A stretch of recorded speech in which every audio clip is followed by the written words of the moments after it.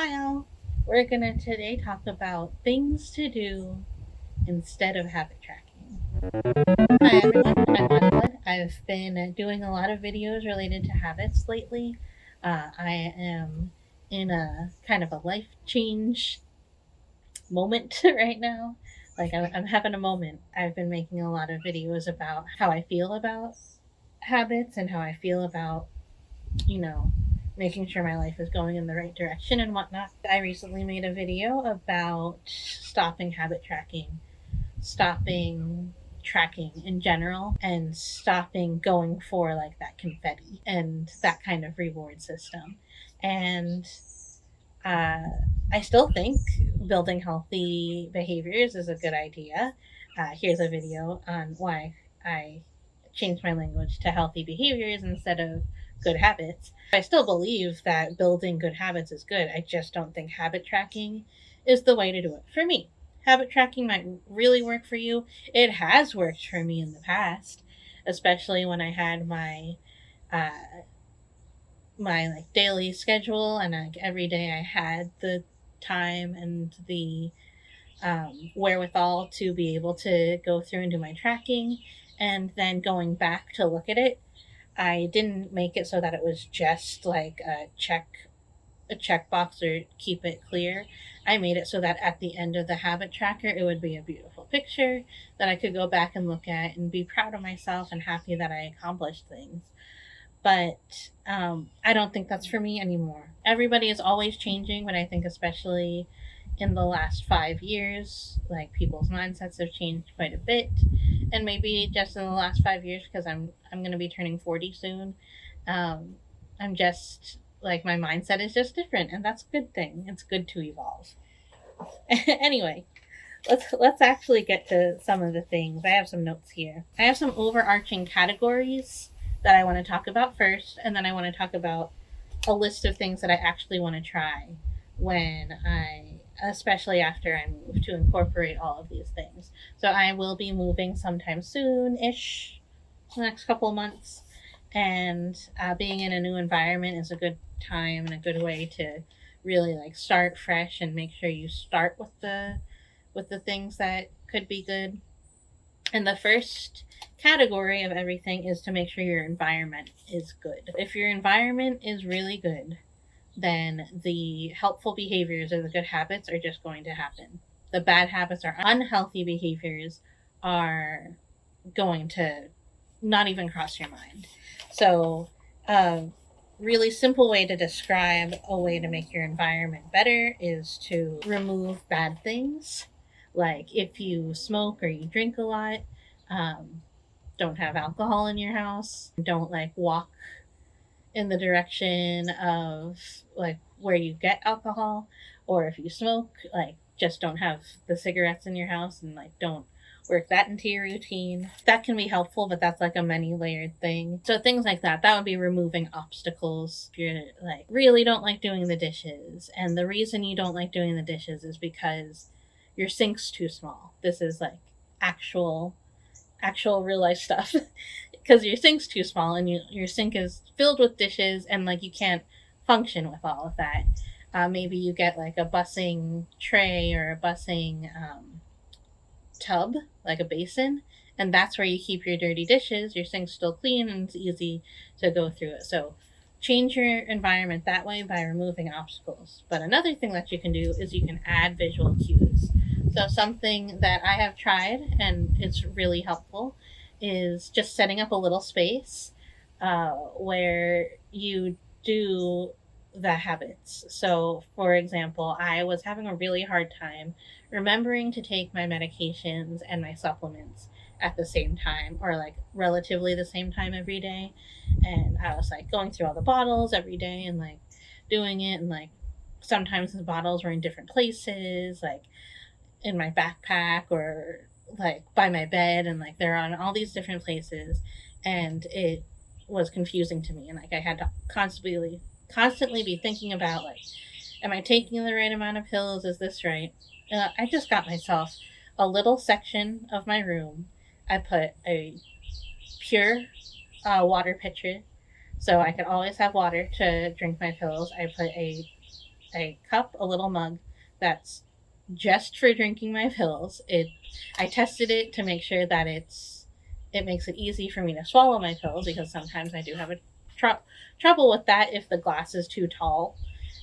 So I have a really short cup, and then I have all my bottles in one single drawer. And I got myself one of those monthly pill boxes. I think I was avoiding that because I was like, that's an old person thing. I don't want that. It's not an old person thing. It's for people who take pills, and I'm a person who takes pills. So I got one of those, and I got the monthly one instead of the weekly one, because that's just how my brain works. A weekly one or even a daily one might be better for you. But I at either on the last day of the month or the first day of the month, I go ahead and fill it up. It helps me to see if I'm running out of something. It helps me to see if it's time to call my doctor to get my prescriptions renewed, and or go to the pharmacy and pick those up.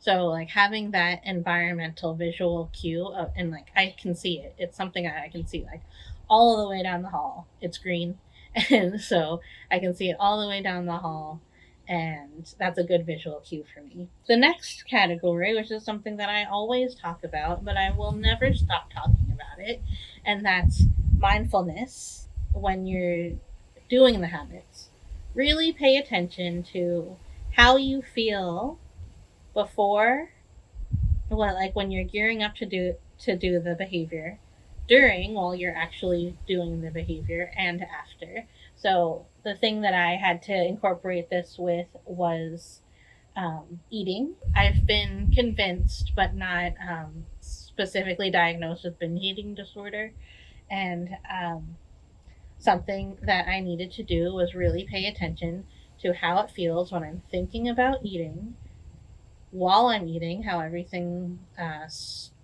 smells, feels, looks, and tastes, and then how my body feels when I'm eating it, how my body feels when I'm just finished eating, and then also how everything feels and how my thoughts are 15 minutes after I eat, an hour after I eat.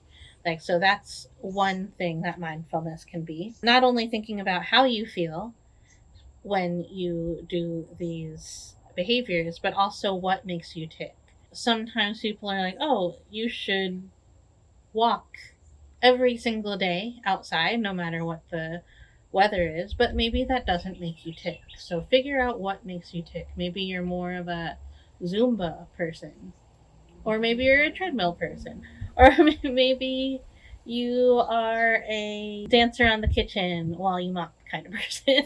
I recently had like a little casual interview, and he asked me what gets you up, what gets you excited to get up in the morning and work, and I thought that was a really good question. So think about that. Another thing that can really help with mindfulness, of course, is journaling. I'm a big journaler, and I want to spread the gospel of journaling to everyone. And uh, journaling can often help you, especially when you're stream of conscious journaling or emotionally journaling. And it's always good to really think about your why and your core values. Meditation is also on this list of mindfulness. Like, meditate on things, figure out like what actually is important to you, to continue to serve. Figuring out what your core values are, and your core values can change. Like I said, it's okay to evolve. Figure out your why, because every single thing that you do should have a reason behind it. Even if that reason is I want to have more fun, or if that reason is um, whatever it is. Practicing mindfulness is something that can make your good habits and healthy behaviors and helpful thoughts happen more organically, instead of having to force yourself to check off a box after you do it. That brings me to actually bullet journaling, which there's still a lot to be said about bullet journaling can have that can involve habit tracking, or can involve different things. Now, if you are a habit tracker, you still can use a lot of these things that I'm talking about to get yourself to do the habit in the first place, and not solely rely on the habit tracking to be the reason or the reminder or like the only thing that you do that helps you to do your habits.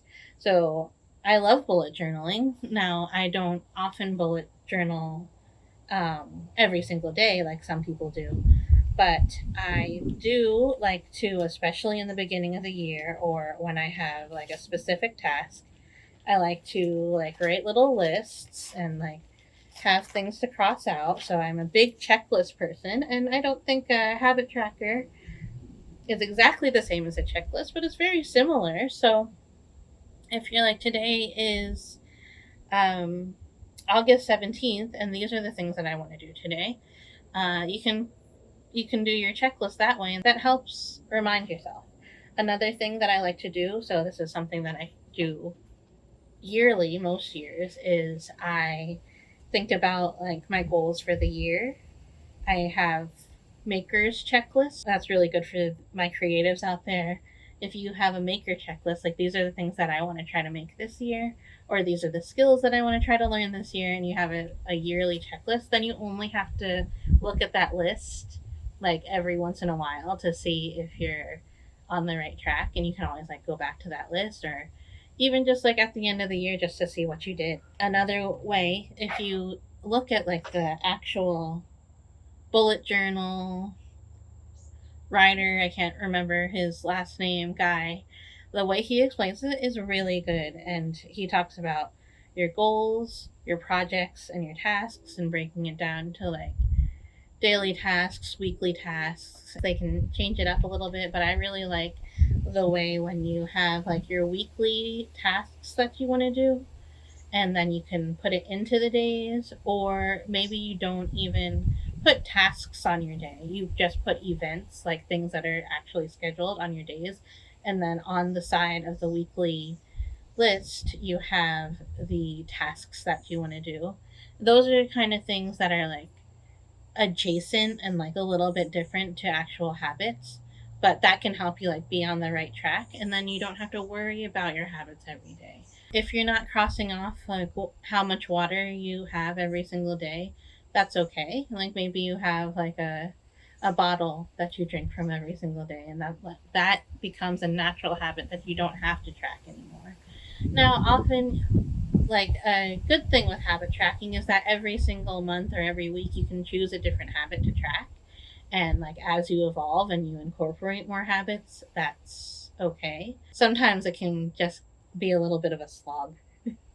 But yeah, I think I'm still in on bullet journaling and setting goals and um, naming your wants, and so like just to make sure that you're going on the right track. Ooh, this is a good one. Habit stacking. Instead of having like a long list, like a long grid of, I want to drink more water, and I want to talk to my friends on the phone more, and I want to think about my goals, and I want to plan what I want for the future, and I want to be mindful, and I want to listen to this podcast, and I want to walk, and I want to do more puzzles, and like all these things that you like would have like this big long list. Stack those up. If you want to go for a daily walk, go for a daily walk, and that's great. And you can always bring your water bottle with you. Drink water before you leave, during your walk, and when you get back home. That's going to add so much water to what you're doing, because it's going to be so easy to drink water while you're walking because you'll get thirsty more easily.